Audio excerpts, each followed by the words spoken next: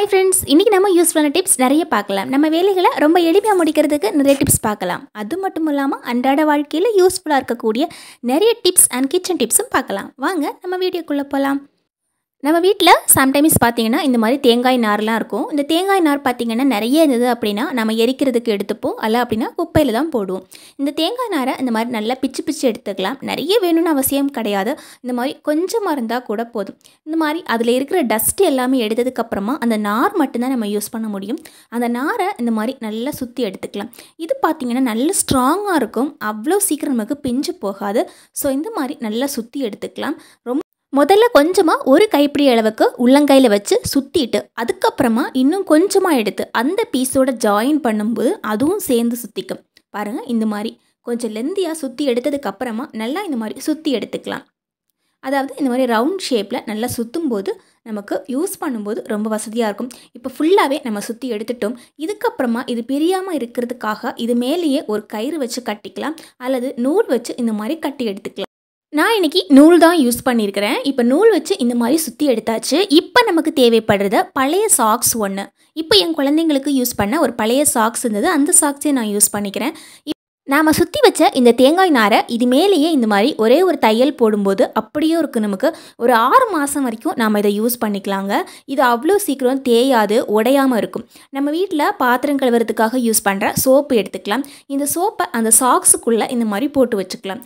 இந்த சாக்ஸ் பார்த்திங்கன்னா ஒரு சைடு வந்து ஸ்க்ரப்பர் மாதிரி நமக்கு யூஸ் ஆகும், அதே மாதிரி இன்னொரு சைடு பார்த்திங்கன்னா ஸ்பாஞ்ச் மாதிரி இருக்கும். நமக்கு நாம் இதை சாக்ஸுக்குள்ளே போட்டு யூஸ் பண்ணுறதில் நுரை வரதுக்கு ரொம்பவே வசதியாக இருக்கும்.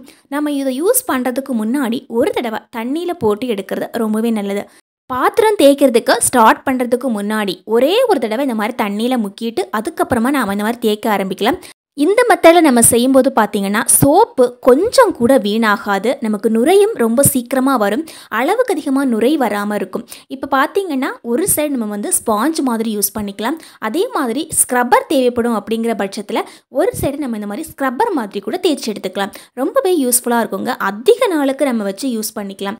எப்போவுமே யூஸ் பண்ணிவிட்டு நம்ம சாக்ஸுக்குள்ளேருந்து அந்த சோப்பை வெளியே எடுக்கக்கூடாது, அப்படியே வச்சுக்கணும். ஸோ நாம் இதை எப்போவும் ட்ரையாக வச்சுக்கிறதுக்காக இந்த மாதிரி ஒரு ஸ்டாண்ட் யூஸ் பண்ணிக்கலாம். நான் இன்றைக்கி அகல் விளக்கு தான் யூஸ் பண்ணியிருக்கிறேன். இப்போது நம்ம வீட்டில் இந்த மாதிரி டேபிளெல்லாம் கிளாத்து போட்டு வச்சுருப்போம். இந்த துணியை போட்டு வைக்கிறதுல ஒரு முக்கியமான பிரச்சனை என்னென்னா, இந்த துணி பார்த்திங்கன்னா அடிக்கடி நகர்ந்துக்கிட்டே இருக்கும். அதுவுமே பார்த்திங்கன்னா குழந்தைங்க இருக்கிற வீட்டில் இந்த துணி வந்து அப்படியே இருக்கவே இருக்காது, அங்கே இங்கே நகர்ந்துக்கிட்டே இருக்கும்.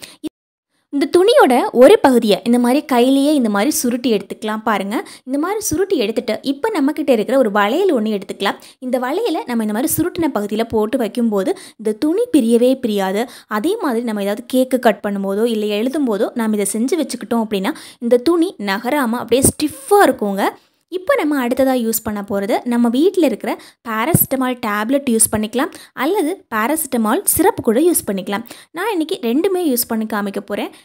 அதே மாதிரி கூடவே பழைய டேப்லெட்ஸ் இருந்ததுன்னா அது கூட யூஸ் பண்ணிக்கலாங்க.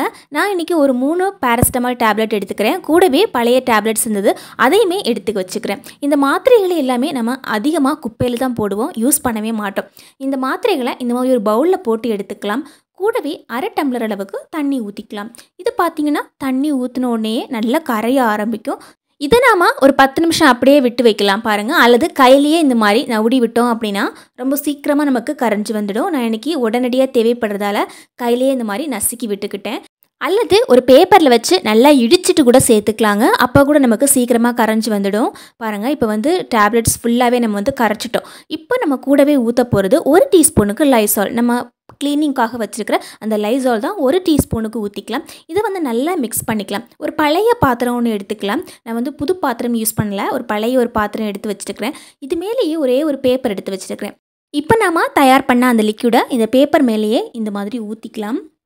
பாருங்கள், இந்த மாதிரி நம்ம ஊற்றும் போது என்னாகும் அப்படின்னா அந்த பேப்பர் ஃபுல்லாகவே அந்த லிக்யூடை வந்து உறிஞ்சி வச்சுக்கும். கொஞ்சம் கொஞ்சமாக ஊற்றிக்கலாம். நம்ம அளவுக்கு அதிகமாக ஊற்றும் போது அந்த லிக்யூடு ஃபுல்லாகவே வெளியே வந்துடும்.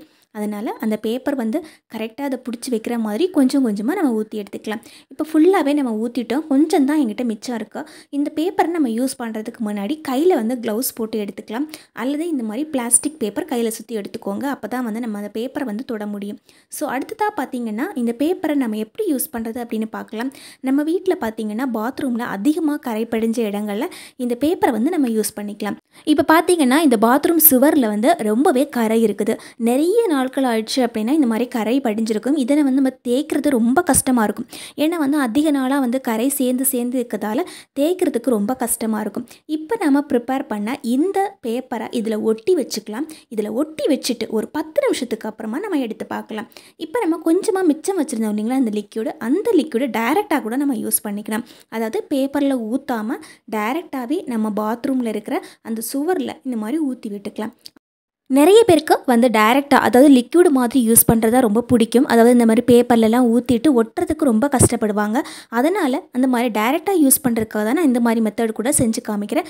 இந்த மாதிரி நம்ம லிக்யூடை ஊற்றிட்டு அதுக்கப்புறமா நம்ம வந்து டைரெக்டாக நம்ம எப்படி வந்து தேய்ப்போமோ அந்த மாதிரி தேய்ச்சி எடுக்கும்போது ரொம்ப சூப்பராக க்ளீன் ஆகிடுங்க. அதே மாதிரி நம்ம பாத்ரூம் டைல்ஸ் எப்படி ஒட்டும்போது எப்படி பலாப்பழம்னு இருந்ததோ அதே மாதிரியும் இருக்கும். இன்னும் இது பார்த்திங்கன்னா நார்மலாக சிம்பிளாக நம்ம வந்து வால்ஸ் எல்லாம் கழுவி எடுக்கணும் அப்படின்னு நினச்சோன்னா மட்டும்தான் நம்ம வந்து டைரெக்டாக ஸ்ப்ரே பண்ணிவிட்டு சும்மா தேய்ச்சி விட்டாவே போதும், ரொம்ப அழகாக நமக்கு க்ளீன் ஆகிடும்.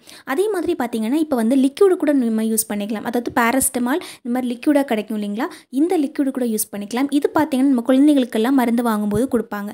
இது பார்த்திங்கன்னா எக்ஸ்பைரி ஆனால் கூட நம்ம யூஸ் பண்ணிக்கலாம். இது கூடவே பார்த்திங்கன்னா இருமல், சளி இதுக்கெல்லாம் கூட இந்த மாதிரி ஆசிட் கலந்த மருந்துகள் கொடுப்பாங்க.